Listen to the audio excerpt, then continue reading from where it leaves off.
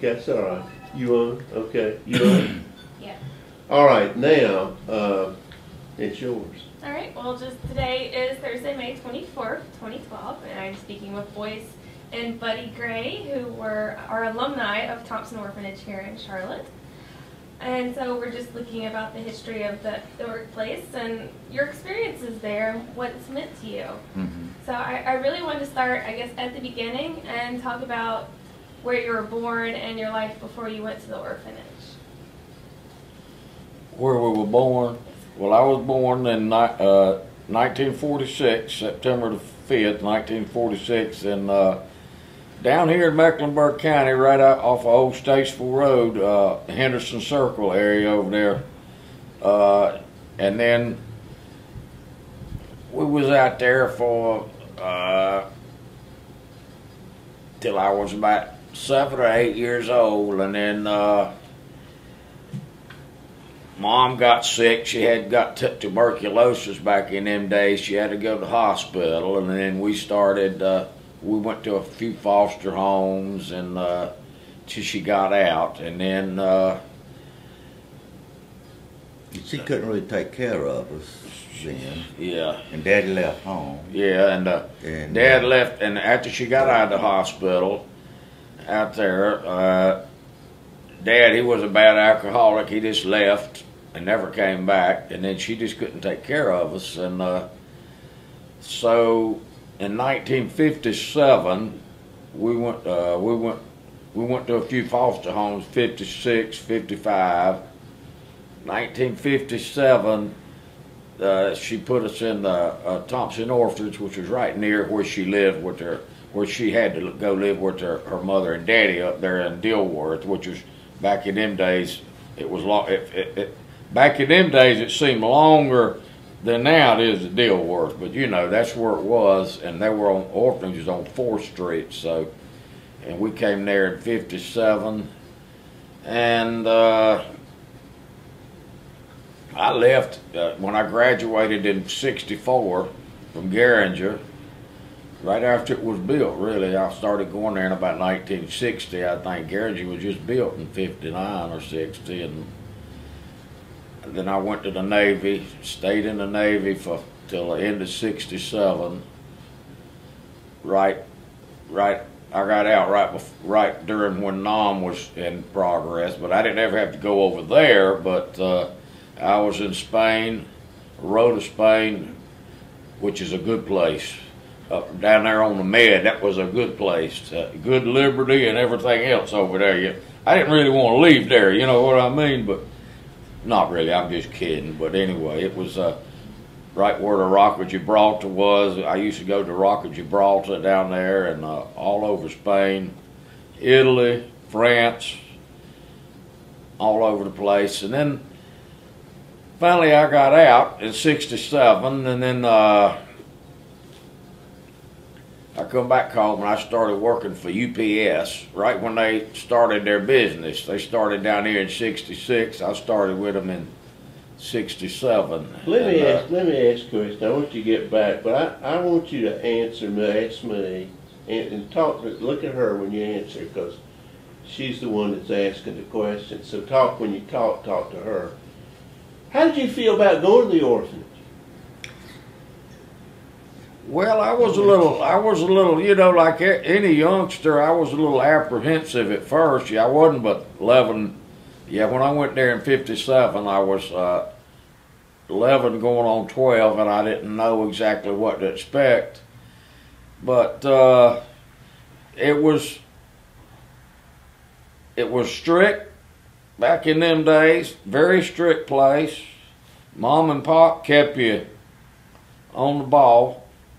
And, you know, it's a lot different nowadays with kids and stuff, but back in them days, it was real, you had to really go by the books. You know what happened to you if you cussed? If you cussed, you got reprimanded for that. You got reprimanded for it. And, did you ever get spanked there? I never got spanked, but I seen people get spanked, which made me know not to do nothing to get spanked. That's all I want to say about that. You know what I mean? Well, who did the spanking? He did. Pop did. Was he a nice guy? Yeah. If you went like you were supposed to do by the rules and done everything you were supposed to do, it was good. But if you it was just like in school. If you did something wrong, the principal would spank you back then. If you were good, you didn't get spanked. Is what it amounted to. If you were, but so everybody, you knew to be good, or you'd get spanked. Yeah, that's what it amounted. Well, now, do you think that kind of discipline was good for you? Yeah, it never bothers me. Yeah, I think it kept me on the straight and narrow. Straight. It made me stay straight, and that I went in the service, and I was straight when I went in the service. Back in them days, back in them days, they didn't have. Well, I know they had drugs back in them days, but back in them days, there wasn't no drug problems and all that kind of stuff like there is today, you know.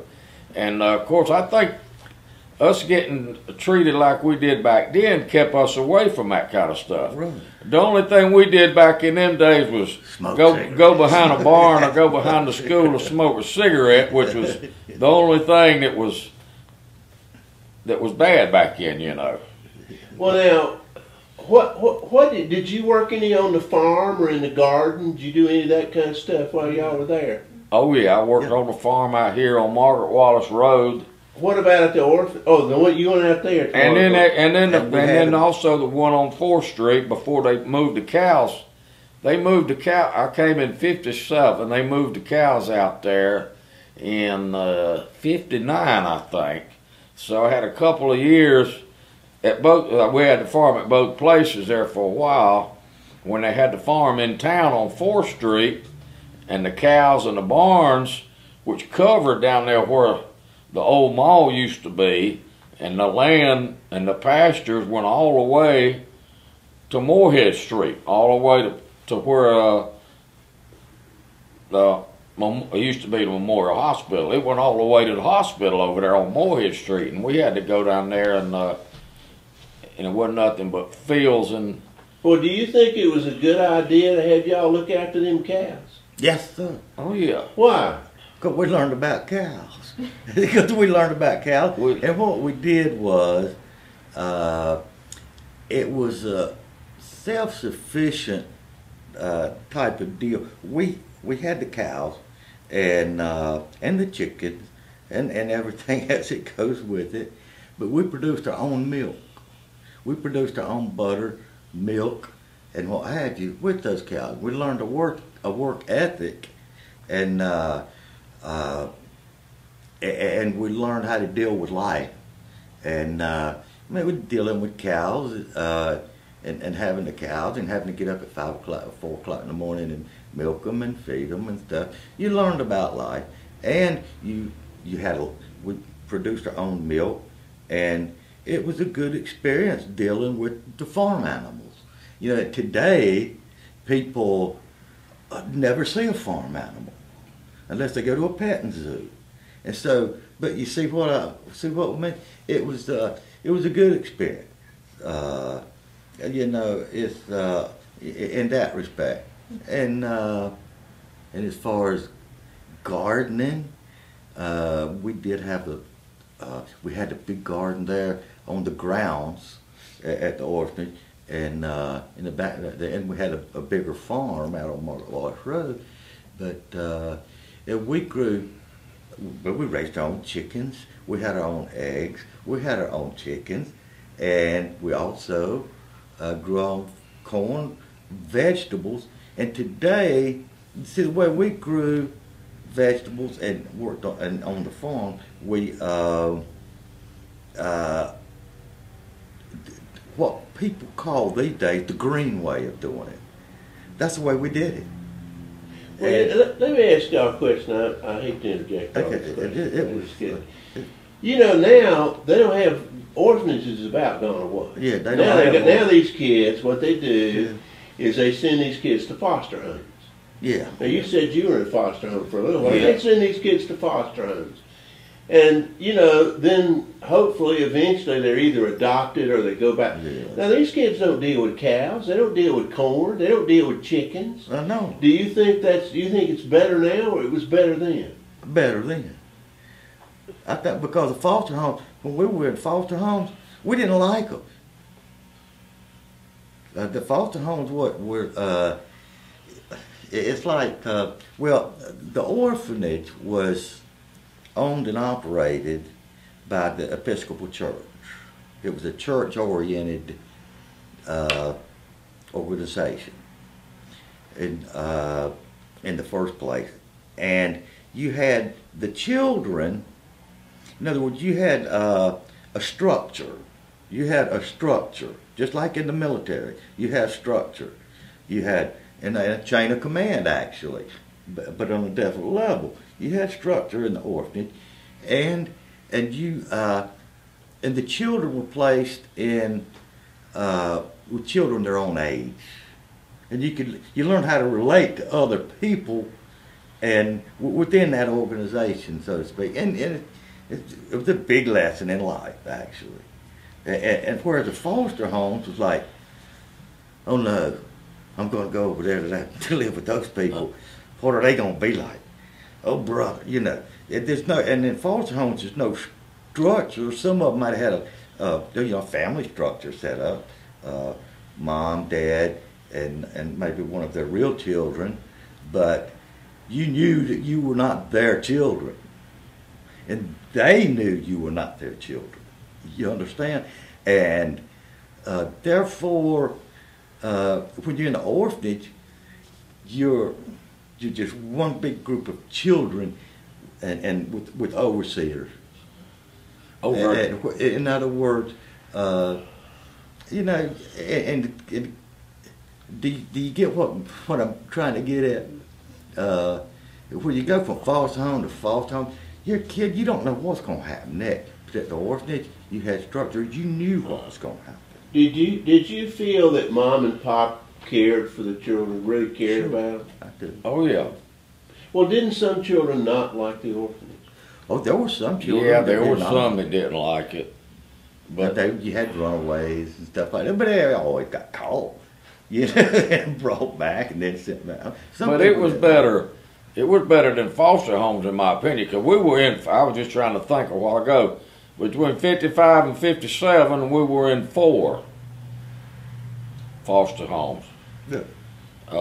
And I've seen some bad Two things of in them- foster homes. 2 of them was not good at all. Mom and them had to get us out of there. But 2 of them was pretty good. 2 of them was good though. I mean, you know, Garrison's farm out in Dorada. Run by Garrison. We was on a farm. They had horses, cows, and everything. That was a good one. Well, the children that didn't like the orphanage, why didn't they like it? Well, you know, children are going to be different. You know, people are different. Just like in schools, some people are not going to like the teacher. Some people are not going to like that class, and some people are going to love that class. And so it gets back just to human nature. Some children are not the same. Some people, you know, some kids don't like liver mush. Some kids do. Uh-huh. And so, and then you have, but I think for the most part, most of the children liked it there. They just didn't realize it. They liked it, they didn't realize it because they were in a better situation than they would have been otherwise. Are you telling me that a lot of people, as they look back on the experience of the orphanage, feel better about it than when they were actually there? Is that what you're telling me? Yeah. Yeah. Why do you think that is? Why they look better now? Why they look Yeah. better on it back then? Yeah. That they were treated. They look back on it. They appreciate it more than when they were Because I think it's because of the way of the way it is today. I mean, you see all these, you see a lot of young people, a lot getting in trouble all the time with all this stuff going on, and they probably didn't have any kind of discipline when they were coming up, and we had it there. I mean, it was good discipline, never overly on anybody. It was just everyday discipline that you, if you done right, you were treated good and everything, you know, stuff like that. Now, you have we had our schedule was this. We'd get up in the morning, do our chores. We'd go to school. If it was school season, we'd go to public school. We would go to school, and we would come home, do our chores. When we got home, we had chores to do. When we got back to the orphanage, whether it be on the farm or chopping wood or whatever, we did our chores, and then we had supper. And a lot of times, if not most of the time, our supper was stuff that we raised. And then after supper, we would go to study hall. We would study our homework until about 9 o'clock, and then it was bedtime. And then that was our schedule. And so which was good. We had a schedule. But now, you hear a lot about work and everything. You know, I didn't like a lot about work. Maybe we worked our tails off a lot. But it was good for us. But we had playtime too. Not all the time playtime. And it wasn't all work and all play. It was some work and some play. What did you do for play? What was the play? We had softball field. Well, we had a softball field. We had jungle gym sets out there, softball field. We played football down on the green grass. Right down there. The green grass. Now the green grass was what we called, the boys called the green grass. Was right down there on 4th Street. Right there across from where Captain Jack's riding his horse. Well, that's before they widened it. Yeah, they widened it a little bit. But the green grass was right down there beside 4th Street, and you had a hedge right there in the sidewalk. And that was where we played football. I mean, it wasn't organized football. It was like we chose teams, and we had some good football games, and we played football there and on the green grass. Everybody remembers the green grass. And then if any of us had any money, we'd slip. If any of us had any money that somebody had given us or something, we'd slip over around the corner to Green's, to that little. There was a little corner grocery store called Green's Grocery. Wasn't connected with Green's hot dog, but the little old produce place. Green's, so you know, candy. And no, I'm talking about another place, that creek there, right around the creek. Oh, where they had them Ron's liver mush sandwiches and and fried bologna sandwiches and stuff like that. Do you remember that? Where would you get the money now? Well, where did you get the money? Wait a minute. Okay.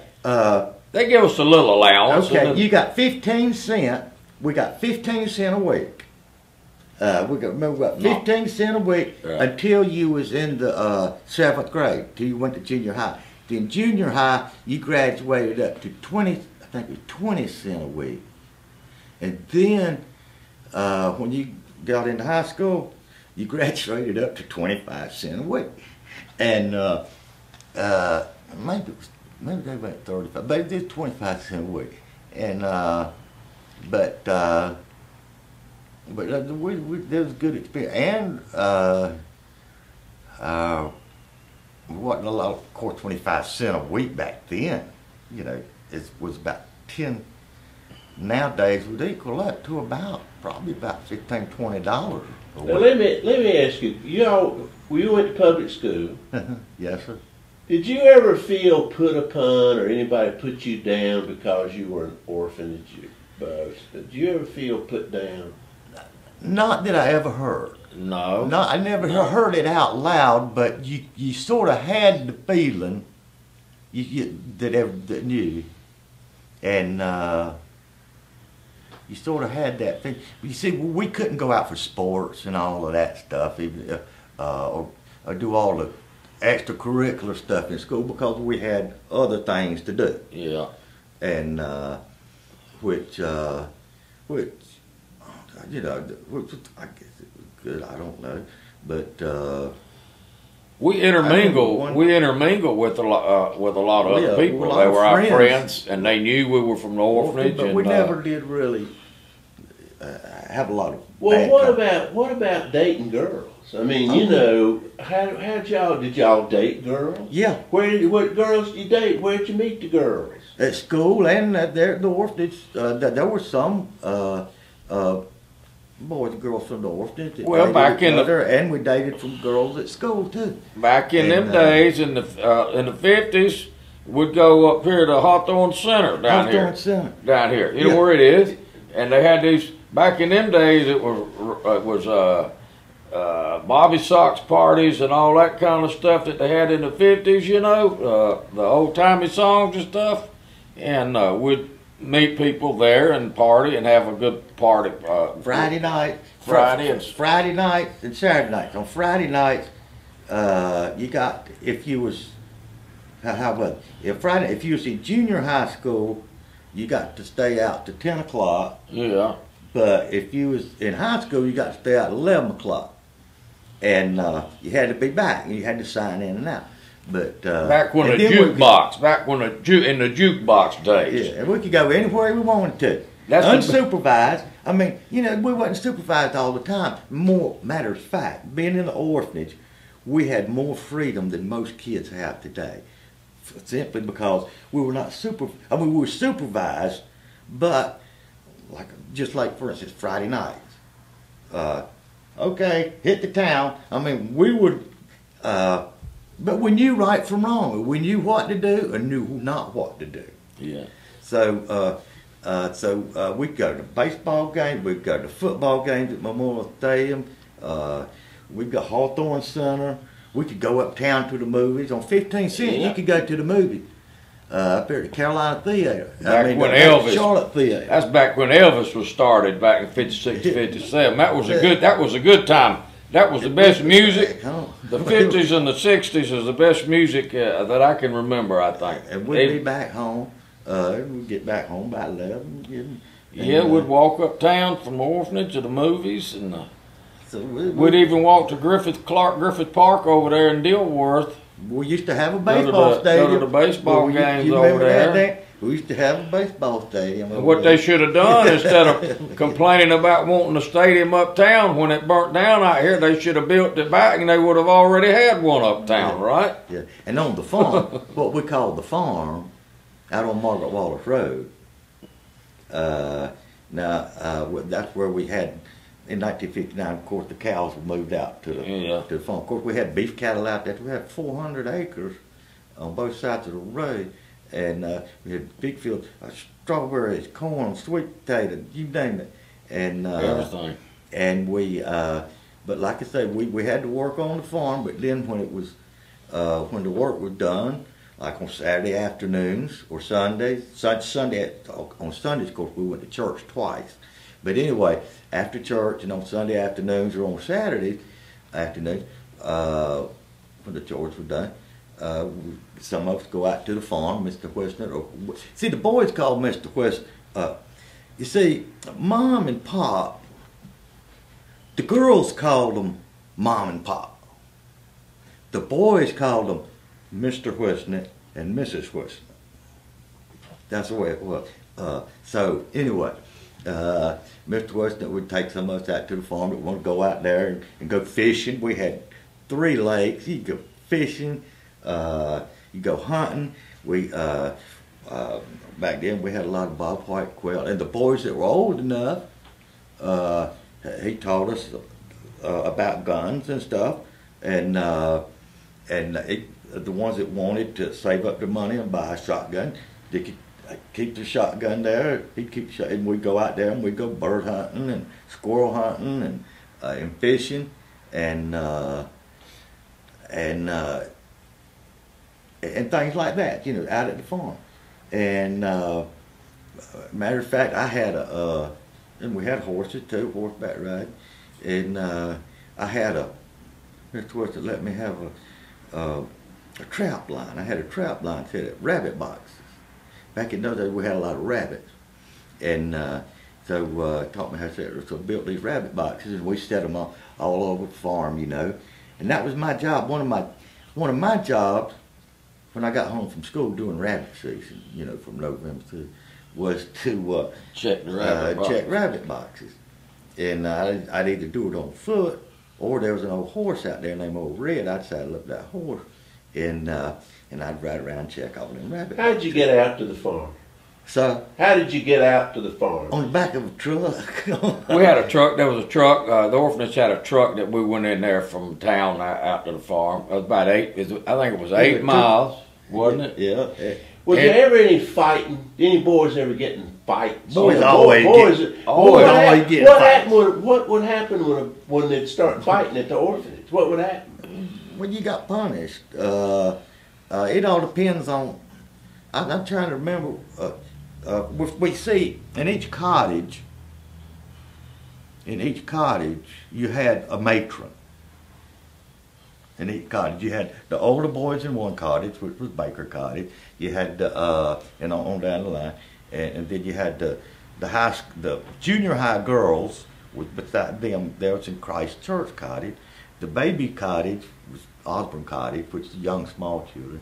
Then you had the Smith Cottage for young boys, for the up into junior high. Then you had Keenan College, which was cottage, which was for the girls, the high school age.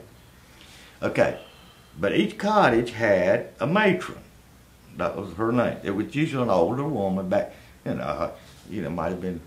We called them matron. We called them old women back then because we was young. They might not have been but 40. You know what I mean? But anyway, you had a matron for each cottage. Okay, like if a boy had, if the boys got in a fight, whatever. Like I was telling you before, the chain of command. The matron would do, it was like she was the front line on the total ladder. She would dole out the punishment, whatever it might be, What might be a punishment? Campus. In other words, you grounded. You didn't get to go out on Friday nights, for the next 2 weeks. Or you had to sit on the front steps for 3 days while everybody else was, that sort of thing. And then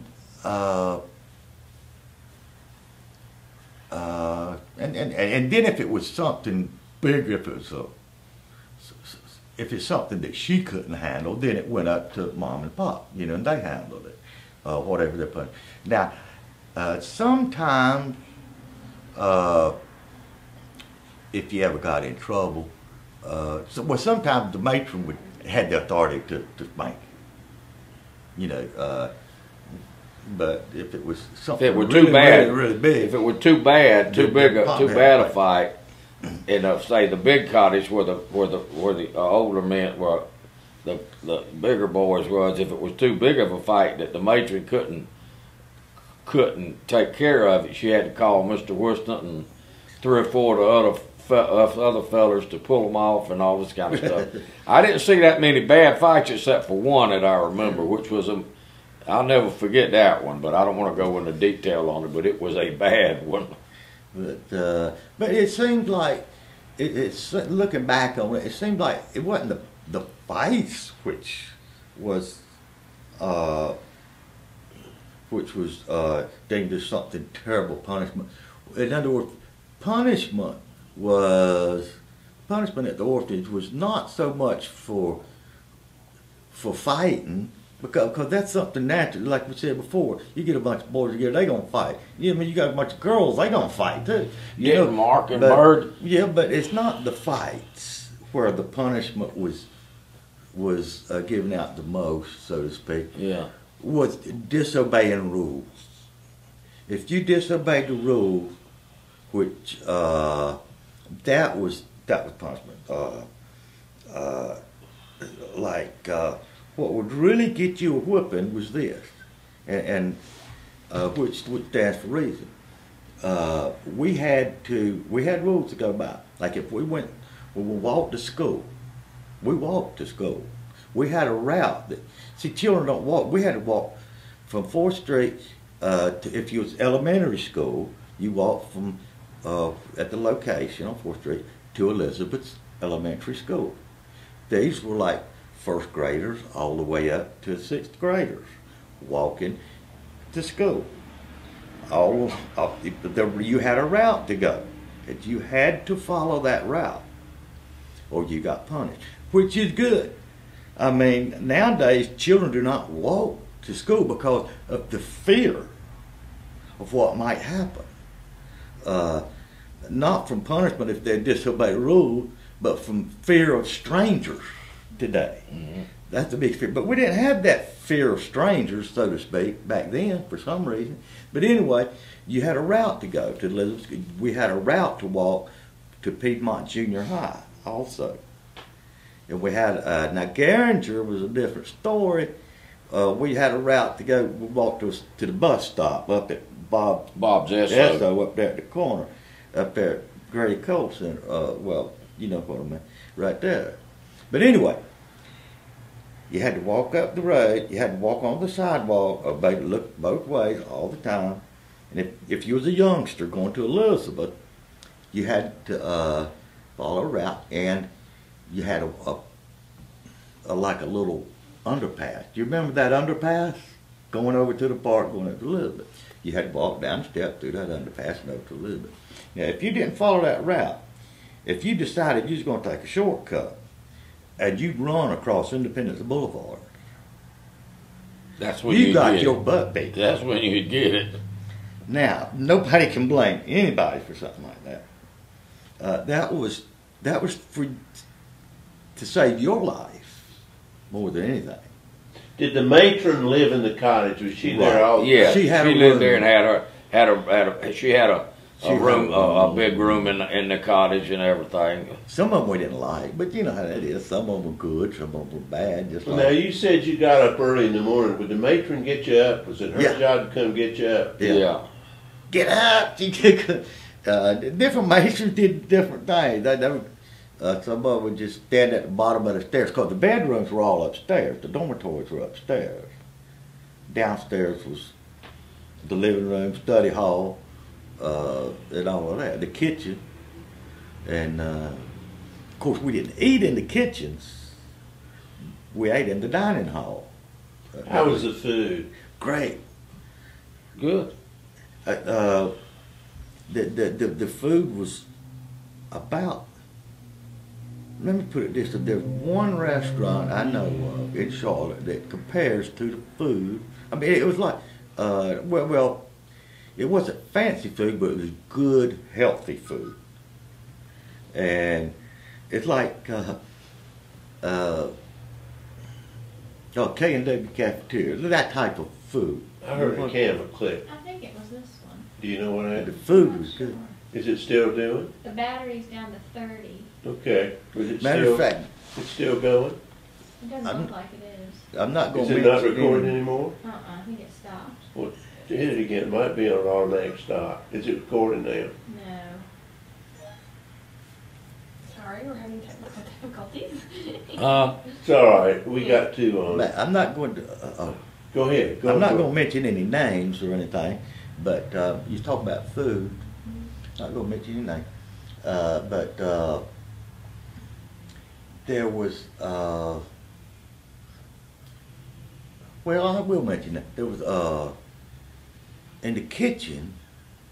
Let's see how that got. Of course, the girls know about the kitchen. Boys didn't know about that. But anyway, you had a cook, and you had a cook named Lily Mae. She was a black woman, and she was a good cook. And her mom, I think it was mostly Lily Mae that taught the girls how to cook back at and do kitchen work and stuff. And but she was a good lady, and yeah, her name was Lily Mae. And you had, and we had. And of course, Lily Mae did the laundry too. The girls had to work in the laundry. Also, you had the girls did the clothes with Lily Mae, and Lily Mae taught them all the cooking. So I guess I can talk about Lily Mae, even though, you know, she told the girls. But anyway, and but like I said, we had a chore, and but the food was good, Lily Mae, and I think she had somebody else to help out in the kitchen. And we usually had And as far as farm work goes, see, the boys didn't do all the farm work. We had helpers. We had, okay, for instance, we had, on the orphanage grounds, we had one or two black men that would help us too. That was their paid job. And one of them's name was John Patton. Oh, John Patton, yeah. And he was a good old man. And he and a couple others that come and go. They don't remember that, but they'd help us out on the farm. And John Patton, of course, we had a mule and horses, but we had a mule and a couple of horses that would plow. Now the gardens, John Patton would plow them with a mule. And I remember I'd watch old John plow that mule. He showed me how to plow with that mule. And when I got up to about 16 years old, one thing I wanted to learn how to do, I already knew how to drive a tractor. I wanted to learn how to plow with that mule. And I did. And so I plowed behind that. So I don't know. But I learned how to plow that mule, harness her up and everything. I want to talk to you about two things briefly. One, tell me about church, religious life. Tell me about the chapel. Tell me what they did to try to make you read the Bible and all that stuff at the orphanage. What was your church life like? It was. We went to the church on the campus down here every Sunday morning. I guess it was about 10 o'clock, and the preacher's, his name was Wheeler back in them days, and we went to Episcopal church in there. He was an Episcopal minister. We had the whole service, and then after that, it was about an hour, and then about 11 o'clock, we walked up to St. Martin's Episcopal Church, which is down here on 7th Street. We walked from the orphanage up there, and we went to Sunday school, their Sunday school, and then I may have the times mixed up. Maybe we went at about 9 o'clock in town, but then we went to after that was over, we went to St. Martin's, and we went to Sunday school, and then we went to another full church service at St. Martin's every Sunday. So we got plenty of religion and everything, and then we just walked on back home. Well, then you get bored in church. Y'all like going to that church, then y'all get kind of tired of it. Well, when you're kids, you get bored anyway. Yes. You know how kids are in church. And but the church life, and we had devotions, in the evenings in the cottages. But like we said before, it was owned and operated by the Episcopal Church. And a while ago, we were self-sufficient in certain ways. Like I was talking about a while ago with the farm and the food and the milk and stuff like that. But we were dependent. We really depended upon the Episcopal Church all over North Carolina, all through the diocese, because that's where we got donations. That they kept it up. That's where we got our clothes, from the different auxiliaries in the Episcopal Church. We got our clothes, our shoes, and everything else. Like that. Well, do you think you're a better person today for the fact you went to those churches? Yeah. That we went to church. Yeah, I do. Yes, sir. Definitely. Yeah. And it's the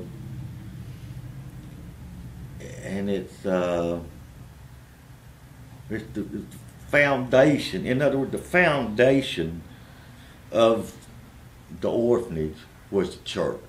That's what built it. And that's what kept us up. When you drive down 4th Street or out 3rd Street and look over there and see that chapel, so do you have any emotional feel about it when you drive down there and see it? Yeah, every time I drive down 4th Street or across it going down toward the hospital, it just draws me to look at it over there, because that's where we were brought up, in that whole area down in there, all the way down to the creek down there. It's just, it's back in them days. We wasn't that far from downtown, but it was more like country there back in them days. But it changed so much that way. But I look at it every time I go by. Yeah. Mm-hmm. Now, I'm gonna let you ask whatever questions you want to. Well, like you talked about, the farm moved out to Margaret Wallace while y'all were Mm-hmm. at Thompson. What other changes happened to the campus while you were there? What other changes while we were there? The Boyce, my brother here, he's older than I am, so he was there the whole time that Mr. and Miss Wisn't worked, wasn't he? Yeah. Now, I was there, I'm 2 years younger, so Mr. and Miss Wisn't retired in 1965. The biggest change while I was there was that change was when Mr. and Miss Wisnett left, and they were gone, and you had a different. In 1965, things were changing. Times was changing, and we saw it was that was the biggest change when Mr. and Miss Wisnett left, and a different group of people took over. Changing for the better or changing for the worse? In my opinion,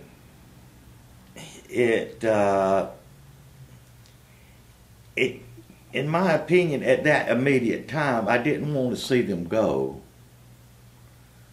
because that's who I grew up with, and it changed. Not for the worse. I wouldn't say it definitely didn't change for the better because we wanted Mr. and Miss Wisnett to always be there. But the change was not for a worse either. The change was for it was just different. Yeah. It wasn't worse. The change, it was just a little bit different, pertaining to the changing of the time. And the discipline after that, what? The discipline. Say 65 to 70, the disciplinary things started changing. You know what I'm talking about? Well, Tell me, how they changed? well,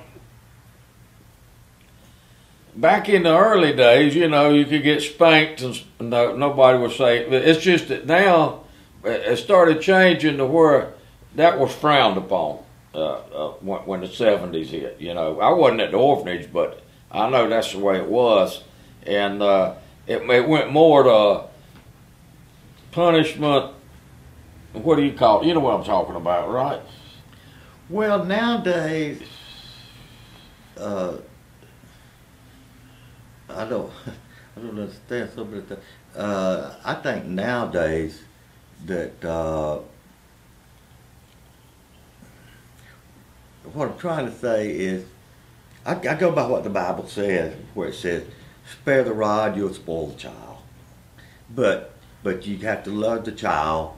But you must always remember that when you do punish, whatever that punishment might be, it's supposed to be out of love as to for that child's benefit, and not your own out of your own anger or something. That's not that's I believe that's what the Bible means when it says spare the rod, spoil the child. Now, when it was time for you to, I guess, graduate from Thompson, when it was time for you to graduate and to leave Thompson, Mm-hmm. how did you feel at that point when you were moving away, I guess, on from your Well, we family? were glad to go. In other words, it was just like graduating Yeah. from high school. We were glad to go. Everybody's glad to graduate from high school. That means you're moving up in life, Yeah. and or whatever, and just a natural. You know, that meant you were growing up. That meant you were moving And on. some people, to whatever that might be. most people stayed at the orphanage until they graduated, and then they went their own way.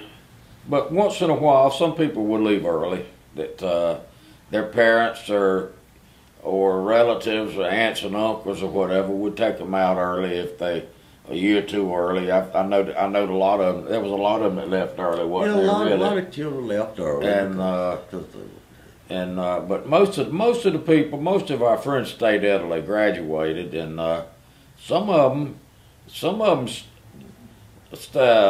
went to work. I know a couple of them. You know, like you had Cook, and you had Otis Jackson, and you had a bunch of them older ones that was there way before we were. When they graduated, they went to work for the orphanage, right? Yeah, they worked out at the farm. They worked out here, and they done work for the orphanage as an employees after they graduated from school and stuff. Until they really decided what they wanted to do in life, and so they had something to do after they graduated. But I went to the Navy, and he went to the Army, right? Mm-hmm. You went to Nam, right? Yeah. What year did you go to the orphanage? 1957. Both of you? September. Yeah. When did you leave? I left. I sort of stayed on through that summer to help out a little bit, but I actually left June of '66. What about and you? I left I graduated in June of '64 and left and went into the Navy. And but you know, we had good times, we had bad times, but just like in anybody else, just like we had good times, we had bad times, we had work time, we had play time, and we had supervision, and we had structure in our life for until we was ready to move on. Is what it meant. And I think that's something that a lot of children don't get today is what I just said. It is a little bit of structure and good times, bad times. Anyway, we learned a lot about the Charlotte area. We know about Charlotte, even though. I know this area like the back of my hand. I've been living my here. brother and me. When you're born here, yeah. you know it. You know where everything is. You know what I mean? And my brother and me, we're actually natives of Mecklenburg County. A lot of children there came from different parts of the state. We have family on our father's side, even though, like at the beginning, at the first, over here. Even though our father left home, Mama got sick, and Daddy left home, just like one of them country songs, you know. Even though that happened, we never held any grudges against anybody. And on either side of our family, our father's family or our mother's family, or nobody. We love both sides of our family. And so we still stay in contact with them. We always have. And not many left, but the ones that's left, we stay in contact with them. And our families have been, on both sides of the family, have been in Mecklenburg County since the 17 and 1800s. And so, of course, we're a product of this red clay that we have here. After you went to the orphanage, did you still see your mother? Yes, yeah, we still saw Mom, and she got to where she was able to get a job, but by the time she was able to get a job, she couldn't make much money. She was still sick, and so she couldn't support us, and see, that would have been really, really bad, but she would come and visit us. Visiting once a month and everything, and so yeah. And then after we got out, Mama had got better and everything, but she still couldn't do a whole lot. So we sort of took care of her after when we grew up. We took care of our mom, and like I said, we stay in contact even with our father's family, and because that's our heritage, and our mother's family too. So so there's no. We sort of stayed together. disenfranchising. We sort of stayed together all that time because I guess it was because of the early years. We never was together that much, you know, from like my early childhood. And then when I got out of the Navy, he got out of the Army. We just all lived together we never did get married or nothing. So we just all lived together as a family and helped take care of her or whatever, you know. And that's the way it was till she passed away 6 years ago. And that's the way it turned out. So. And I don't think I'm going on 66. I don't know if I'll get married now or not. Probably too set in my way. I might be better off nowadays. But No, I'm just kidding. But you know how it is nowadays. So what do you think is the greatest legacy of Thompson? say that again. What do you think is the greatest legacy of Thompson? The greatest legacy, in my opinion, of Thompson is the people who are grown to, are the children. That's the greatest legacy. And because, well, that's it. That's what Thompson left behind, are the children that grew up, that are now grown adults, and for the last 100 years, I guess. So that's the big legacy, is the children that were there. So did you ever go to the reunions that they had? Oh, yeah. They quit that last year, though. They quit that. Last year was the last year because as the years passed, everybody's aging and all over the place, and they never had that many people more coming out there like they had, when Mom and Pop was living, and they came back, and everybody used to go back. They used to have maybe a couple hundred people go there on Saturday and Sunday down here to the park when they had them things, but it just kept dwindling up the last couple of years. They not get but about maybe 60 or 70 people over 2 days, and they just done away with it. Not gonna have it this year. My opinion is I wish they would have kept it, because I always enjoyed going, but they're not going to. So we might have a meal. We might all get together sometime this summer and have a meal with some of the people that we know that was out there, maybe somewhere like Golden Corral or somewhere like that. But that was fun, seeing a lot of the older people, like people that live way out of state, way across the country you hadn't seen in 10 or 15 years, you know. Some of them you remember who they were, and others you don't even know. You can't tell who they were. Oh no, do you have any questions to add by chance? Well, you know, the thing I'm hearing is that you think you're better people because you were at Thompson. I believe so, but there's no way to know for sure. You know. But you certainly liked it better than a lot of the foster homes you were. Right. Oh yeah. Right. Yes, sir. You think it's been a good thing what they've done to do away with the orphanages and have all these foster homes now? I think that's a good thing. They really couldn't have orphanages these days Why not? because of the way our social environment is. As far as the way what we were talking about earlier about structure, punishment, structure and punishment, and work. Structure, punishment, and work. There are laws. The law now is children cannot work. I don't know all of the laws and stuff, but I do know there's rules against making children work. So on the scale of Thompson Orphanage, you couldn't do it. It can't be done because socially speaking, it's not acceptable. Just like when we was growing up, Jackson Training School. You remember Jackson Training School in Concord? Now if we did something back when we were there, there's no way they could have a Jackson Training School now. They had to do away with that. Was that progress? Huh? Is that progress? I don't know, but I knew one thing that one of the things that all the kids we used to say, we better be good, Or we're going to Jackson. or they're Training. going to see. We better that be was the good, or they're gonna threat. send us over to Jackson That Training was the School. threat, Don't go, behave, don't mess up. You might have to go to Jackson Training. And of course, back in those days, even if you wasn't in the orphanage, if you was what we used to call juvenile delinquent, remember them? Yeah.